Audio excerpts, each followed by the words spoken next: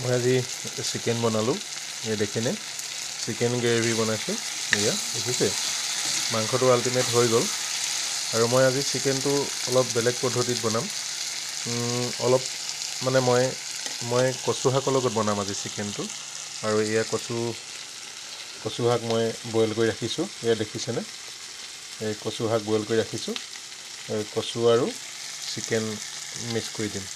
এই কচু গোটেইখিনি নিদিওঁ, ইয়াৰ পৰা আধা দিম, আধা বইলটো ইয়াত চিকেনত দিম। এই চিকেন হৈ গ'ল, চিকেনটো হৈ গ'ল। এতিয়া দি দিম কচুটো দি দিম।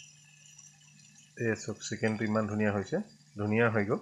এতিয়া ইয়াত কচু শাক দি দিম। এইটো দেখিলেনে কচু মই বইল কৰি ৰাখিছিলোঁ ইয়াতে, আদা ৰচুন দি বইল কৰি ৰাখিছিলোঁ। এতিয়া মই চিকেনত দিম।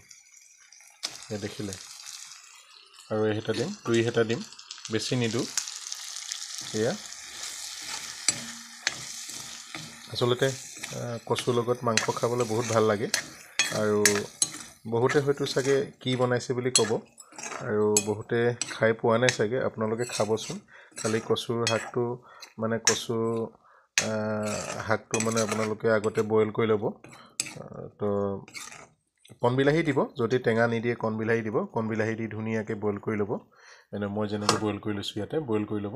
আৰু বইল কৰি ইয়াতে চিকেনটো ধুনীয়াকৈ ফ্ৰাই কৰি ল'ব, মানে বনাই ল'ব। আৰু গ্ৰেভি বনাই আপোনালোকৰ শুকান মানে কেনেকুৱা বনায় আপোনালোকৰ ইচ্ছাই বনাব। আৰু এনেদৰে দি দিব। এনেদৰে অলপ উতলিবলৈ দিব। দেখিলেনে চাইডে চাইডে অলপ জ্বলা নিচিনা হৈছে, মানে হৈয়ে গ'ল। এতিয়া ইয়াত দেখিলেনে মই ধনিয়া দি দিলোঁ ওপৰত। এই দেখিলে ধনিয়া দি কিনে অকণমান লৰাই দিম। আৰু লৰাই দিয়াৰ পাছত মোৰ চিকেন কচু শাকৰ লগত চিকেন মানে ৰেডি হৈ গ'ল। এয়া ৰেডি পূৰা।